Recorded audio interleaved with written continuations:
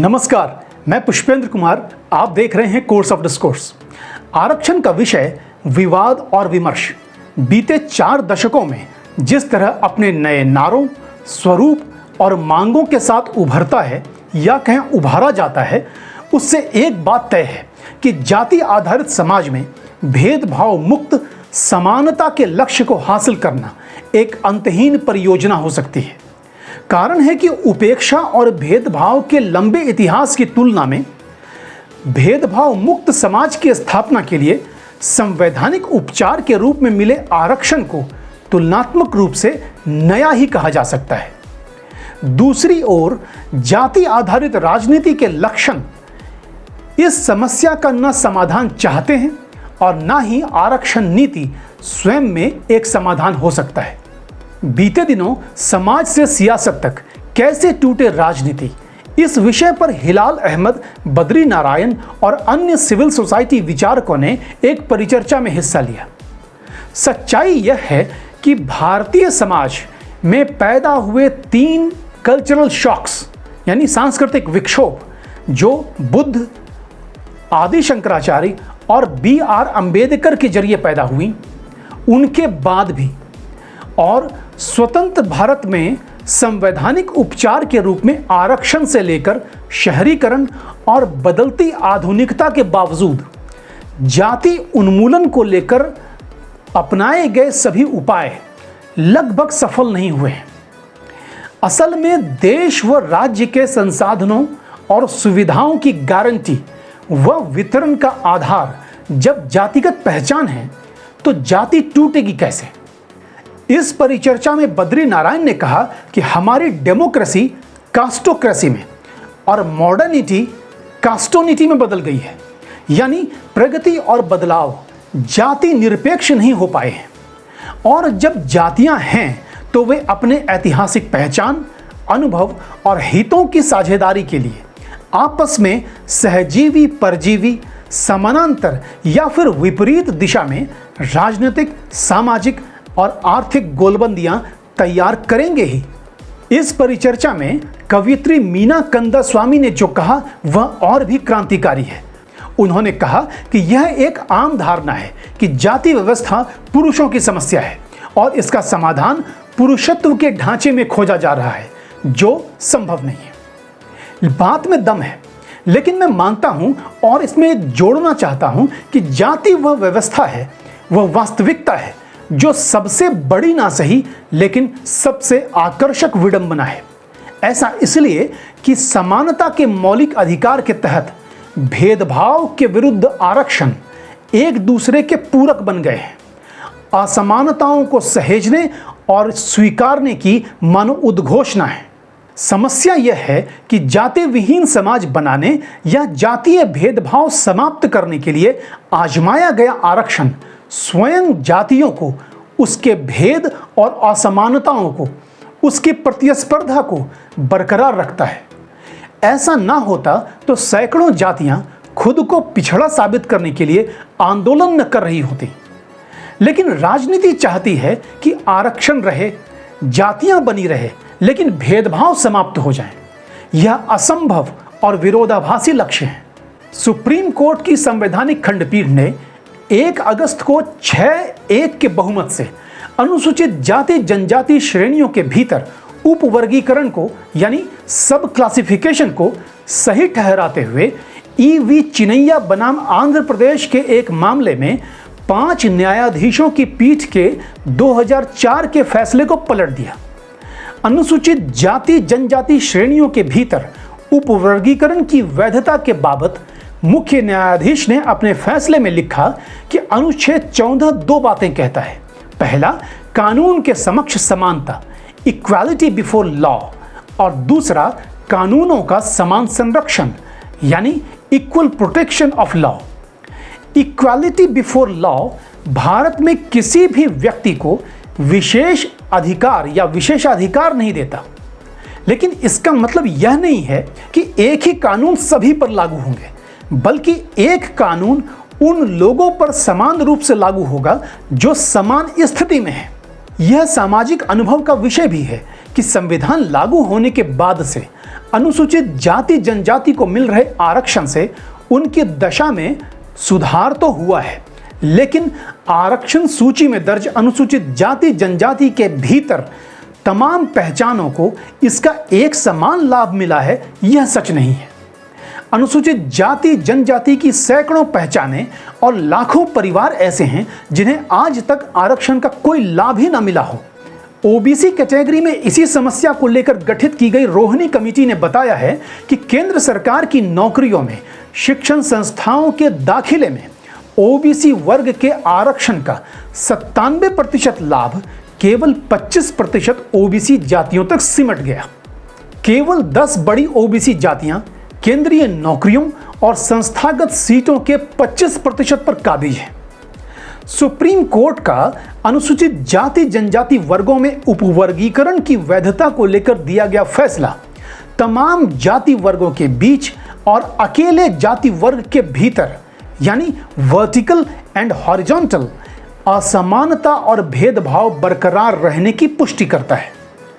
लिहाजा समयानुसार संशोधन और बदलाव करना सामाजिक हित में है। यह जरूरी है कि आरक्षण के सीमित ही सही लेकिन उपलब्ध लाभों को उपवर्गीकरण के जरिए अब तक प्रतिनिधित्व न पा सके अनुसूचित जाति जनजाति पहचानों तक पहुंचाया जाए। सुप्रीम कोर्ट ने अपने फैसले में यह भी कहा कि अनुसूचित जाति जनजाति का आरक्षित वर्ग अपने आप में होमोजेनस क्लास नहीं है, यानी इस वर्ग के भीतर सभी जातियां एक समान उपेक्षा, भेदभाव, अवसर, संरक्षण और लाभ नहीं पाती हैं। लिहाजा आरक्षित वर्ग के भीतर इस स्ट्रेटिफाइड और स्ट्रक्चर्ड बैकवर्डनेस को वरीयता दी जानी चाहिए। सुप्रीम कोर्ट ने सब क्लासिफिकेशन को मंजूरी तो दी, लेकिन न्यायिक पुनरीक्षण की शर्तों के साथ, जिसमें 4 प्रमुख बातें हैं। पहला कि संबंधित जातीय पहचानों को वाइडर प्रोटेक्शन मिले। दूसरा, उपवर्गीकरण का लाभ और किसे मिले यह लाभ, इसका निर्णय न्यूमेरिकल नहीं बल्कि एम्पेरिकल एविडेंस यानी तथ्यपरक और विस्तृत आंकड़ों से सत्यापित किया जा सके। और ऊपरी पदों पर पदोन्नति के साथ इफेक्टिव रिप्रेजेंटेशन हो। तीसरी बात कि उपवर्गीकरण के जरिए जातियों के बीच किया जाने वाला विभेद रीजनेबल रैशनल और इंटेलिजेबल डिफरेंशिया यानी विधिक और सांख्यिकीय रूप से प्रमाणित साक्ष्यों पर तार्किक हो। और चौथी बात कि रैशनल नेक्सस यानी उपवर्गीकरण के प्रस्तावित संवैधानिक उपचार और उससे हासिल होने वाले अनुमानित परिणाम व लक्ष्य के बीच सीधा और तर्कसंगत संबंध होना चाहिए। मेरी समझ में उपवर्गीकरण की वैधता का फैसला पूरी तरह व्यवहारिक फैसला है और यह तय है कि एम्पेरिकल एविडेंस यानी प्रामाणिक आंकड़ों पर आधारित पिछड़ेपन की पुष्टि करना सब क्लासिफिकेशन को लागू करने के लिए आवश्यक होगा। यानी राहुल गांधी बीते साल से अभी संपन्न हुए आम चुनाव और अब नवगठित संसद में भी जिस जातीय जनगणना की बात दोहरा रहे हैं वह अनिवार्य हो जाएगा। लेकिन सवाल है कि क्या सुप्रीम कोर्ट जिस जातीय उपवर्गीकरण की बात कर रहा है उसमें और राहुल गांधी समेत तमाम विपक्षी दल जिस जातीय जनगणना की मांग कर रहे हैं उसमें कोई समानता है? क्या ये दोनों एक ही हैं? जवाब है नहीं। दरअसल आरक्षण पर की जा रही नई राजनीतिक पेशकश के पीछे 2 बहुत महीन सियासी कारण छिपे हैं।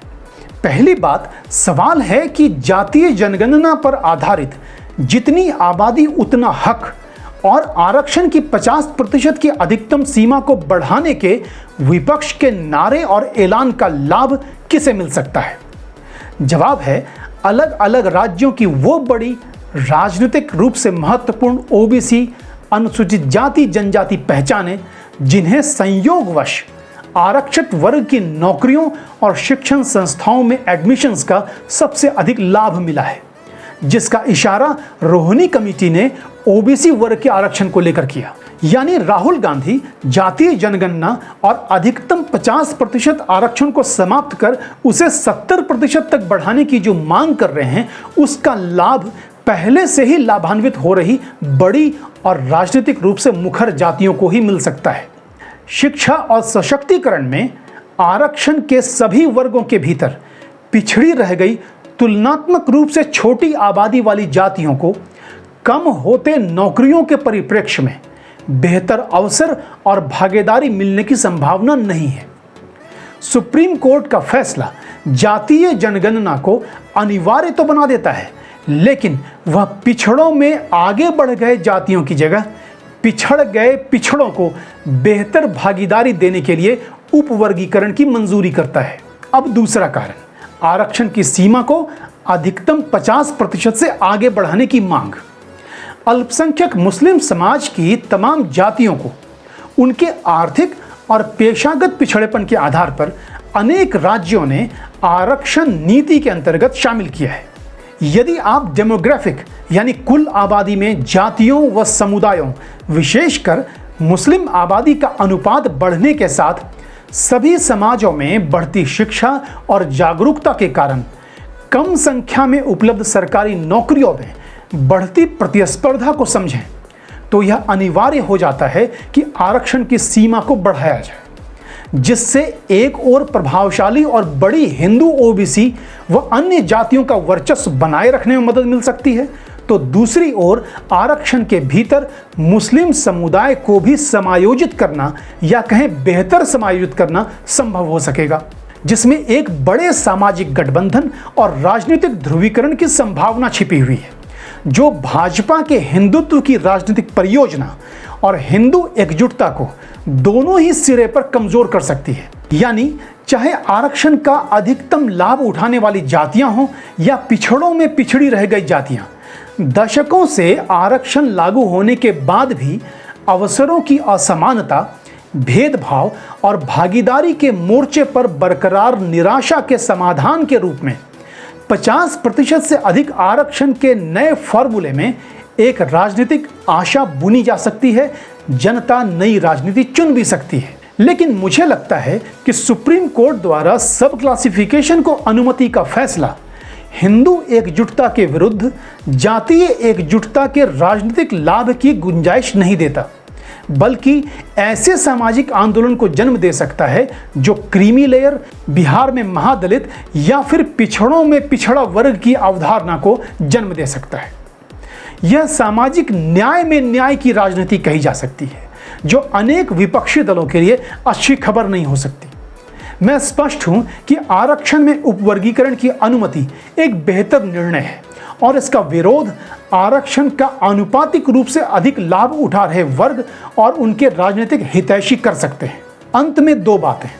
पहला कि कोई भी आरक्षण नीति जातीय भेदभाव और अंतः जाति व अंतर जातीय असमानता को कम नहीं कर सकेगा, क्योंकि आरक्षण जातियों को समाप्त नहीं कर सकता।